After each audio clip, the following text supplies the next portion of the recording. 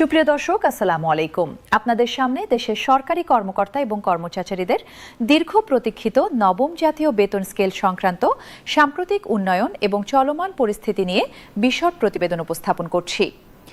যে বেতন কাঠামোর আশায় দেশের লক্ষাধিক সরকারি চাকরিজীবী মাসের পর মাস অপেক্ষা করে আসছিলেন, সেই প্রত্যাশা এখন গভীর অনিশ্চয়তার মুখোমুখি দাঁড়িয়ে রয়েছে।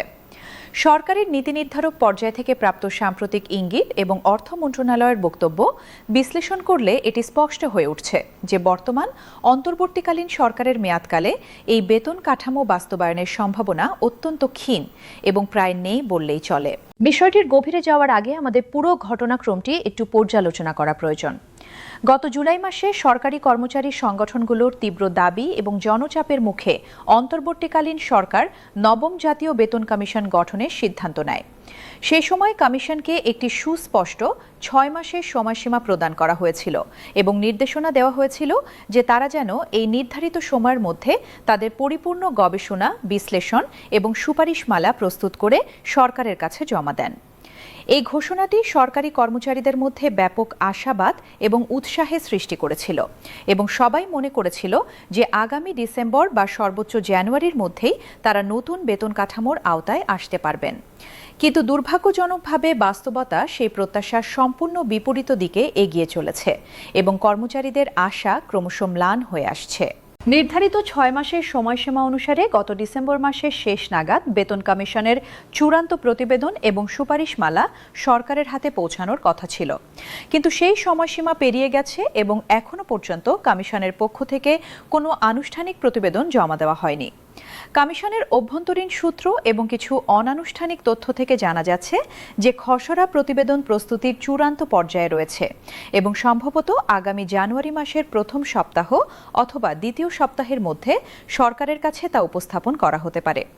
তবে এই বিলম্বের পেছনে সুনির্দিষ্ট কারণগুলো কি এবং কেন নির্ধারিত সময়ের মধ্যে কাজ সম্পন্ন করা সম্ভব হলো না, সে বিষয়ে কমিশনের পক্ষ থেকে কোনো আনুষ্ঠানিক ব্যাখ্যা বা বিবৃতি প্রকাশ করা হয়নি। এই অনিশ্চয়তা এবং দীর্ঘসূত্রিতার মধ্যে অর্থ উপদেষ্টা ডক্টর সালাহউদ্দিন আহমেদ যে বক্তব্য প্রদান করেছেন তা সরকারি কর্মচারীদের জন্য অত্যন্ত উদ্বেগজনক এবং হতাশাব্যঞ্জক হয়ে দাঁড়িয়েছে।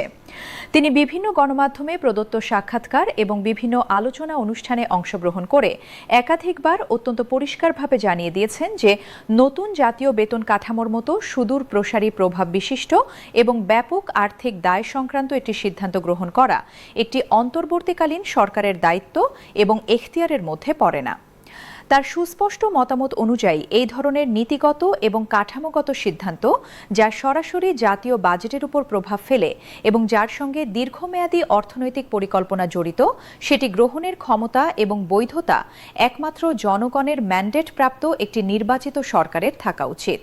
অর্থ উপদেষ্টা তার বিস্তারিত বক্তব্যে উল্লেখ করেছেন যে একটি নতুন বেতন কাঠামো প্রণয়ন এবং বাস্তবায়ন কেবলমাত্র সরকারি কর্মচারীদের বেতন ভাতা বৃদ্ধির একটি সাধারণ বিষয় নয়, বরং এটি রাষ্ট্রীয় অর্থনীতির সামগ্রিক দিক এবং জাতীয় বাজেটের উপর সুদূর প্রসারী এবং ব্যাপক প্রভাব ফেলে। একটি নতুন বেতন কাঠামো বাস্তবায়ন করা হলে সরকারের বার্ষিক ব্যয় কয়েক হাজার কোটি টাকা বৃদ্ধি পেতে পারে, যা জাতীয় বাজেটের একটি অত্যন্ত উল্লেখযোগ্য এবং বড় অংশ। এর সঙ্গে আরও জড়িত রয়েছে মুদ্রাস্ফীতির সম্ভাব্য চাপ, বাজেট ঘাটতির সমস্যা, আর্থিক শৃঙ্খলা রক্ষা, অর্থনৈতিক স্থিতিশীলতা নিশ্চিতকরণ এবং দীর্ঘমেয়াদী আর্থিক পরিকল্পনা প্রণয়নের মতো অত্যন্ত জটিল এবং সূক্ষ্ম বিষয়সমূহ। তিনি আরও স্পষ্ট করে বলেছেন যে অন্তর্বর্তীকালীন সরকার মূলত দেশের দৈনন্দিন প্রশাসনিক কার্যক্রম সুষ্ঠুভাবে পরিচালনা এবং আগামী জাতীয় নির্বাচন সুচারুরূপে সম্পন্ন করার লক্ষ্যে দায়িত্ব পালন করছে।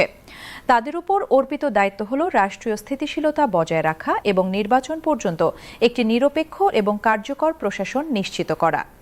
এই ধরনের সুদূর প্রসারী এবং দীর্ঘমেয়াদী প্রভাব বিশিষ্ট নীতিগত সিদ্ধান্ত গ্রহণ করা তাদের ম্যান্ডেটের বাইরে এবং তা করা উচিত হবে না।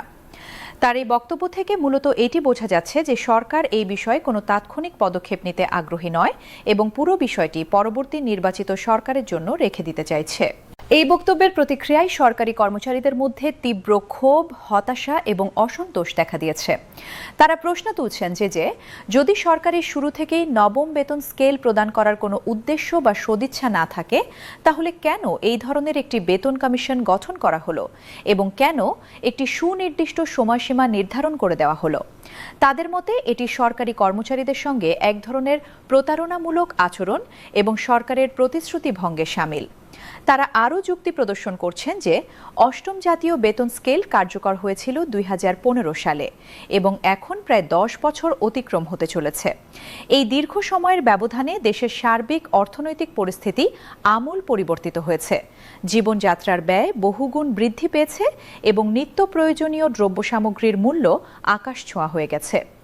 এই পরিস্থিতিতে বর্তমান বেতন কাঠামোয় একটি সংসার চালানো এবং সন্তানদের পড়াশোনা এবং ভবিষ্যৎ নিশ্চিত করা অত্যন্ত কঠিন এবং কষ্টসাধ্য হয়ে পড়েছে। নির্বাচন কমিশন ইতোমধ্যে আগামী একাদশ জাতীয় সংসদ নির্বাচনের সম্পূর্ণ রোডম্যাপ এবং সময়সূচি প্রকাশ করেছে।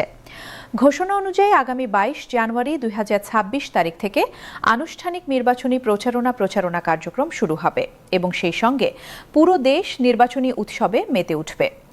এই পরিস্থিতিতে সময়ের একটি সতর্ক হিসাব করলে দেখা যায় যে যদি বেতন কমিশন জানুয়ারি মাসের প্রথম সপ্তাহে অথবা দ্বিতীয় সপ্তাহে তাদের চূড়ান্ত প্রতিবেদন এবং সুপারিশমালা জমা দেয়, তাহলে নির্বাচনী প্রচারণা শুরু হওয়ার আগে সরকারের হাতে মাত্র কয়েকদিন বা সর্বোচ্চ 2 সপ্তাহের মতো সময় থাকবে।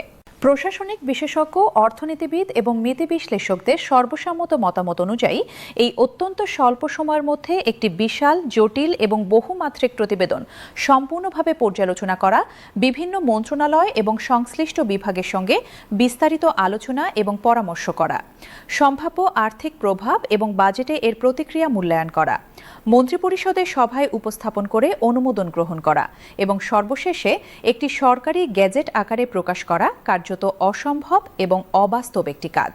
সাধারণত এই ধরনের গুরুত্বপূর্ণ, ব্যাপক প্রভাব বিশিষ্ট এবং দীর্ঘমেয়াদী আর্থিক দায়বদ্ধতা সংক্রান্ত একটি প্রতিবেদন পর্যালোচনা এবং বাস্তবায়নের জন্য ন্যূনতম 3 থেকে 4 সপ্তাহ সময়ের প্রয়োজন হয়। প্রথমে অর্থ মন্ত্রণালয়ের সংশ্লিষ্ট বিভাগ এবং কর্মকর্তারা প্রাথমিকভাবে পুরো প্রতিবেদন বিশদভাবে পর্যালোচনা করবেন এবং প্রাথমিক মতামত প্রদান করবেন। তারপর অন্যান্য সংশ্লিষ্ট মন্ত্রণালয় যেমন পরিকল্পনা মন্ত্রণালয়, জনপ্রশাসন মন্ত্রণালয় এবং প্রধানমন্ত্রীর কার্যালয়ের সঙ্গে বিস্তারিত পরামর্শ এবং আলোচনা করা হবে। এরপর একটি আর্থিক প্রভাব মূল্যায়ন কমিটি গঠন করে তারা তাদের বিশদ মতামত এবং সুপারিশ প্রদান করবেন। সবশেষে মন্ত্রিপরিষদ সভায় উপস্থাপন করে চূড়ান্ত অনুমোদন নিতে হবে। এই সম্পূর্ণ প্রক্রিয়াটি অত্যন্ত সময় সাপেক্ষ এবং বর্তমান পরিস্থিতিতে নির্বাচনী কার্যক্রম শুরু হওয়ার পূর্বে এই বিশাল কর্মযজ্ঞ সম্পন্ন করা কোনোভাবেই বাস্তবসম্মত এবং সম্ভব নয়। ফলে প্রায় নিশ্চিতভাবে এবং ব্যর্থহীনভাবে বলা যায় যে বর্তমান অন্তর্বর্তীকালীন সরকারের মেয়াদকালে নবম জাতীয় বেতন স্কেল বাস্তবায়িত হওয়ার কোনো সম্ভাবনা নেই এবং এই গুরুত্বপূর্ণ দায়িত্ব পরবর্তী নির্বাচিত সরকারের হাতে চলে যাবে। এই পরিস্থিতিতে দেশের বিভিন্ন সরকারি কর্মচারী সংগঠন, কল্যাণ সমিতি এবং ফোরামগুলো তাদের গভীর ক্ষোভ এবং হতাশা প্রকাশ করছে এবং তারা সংগঠিতভাবে আন্দোলনের পথে এগিয়ে যাচ্ছে। তারা আগামী 2 জানুয়ারি শুক্রবার সারা দেশব্যাপী একযোগে এবং সমন্বিতভাবে প্রতীকী অনশন কর্মসূচি পালনের ঘোষণা প্রদান করেছে।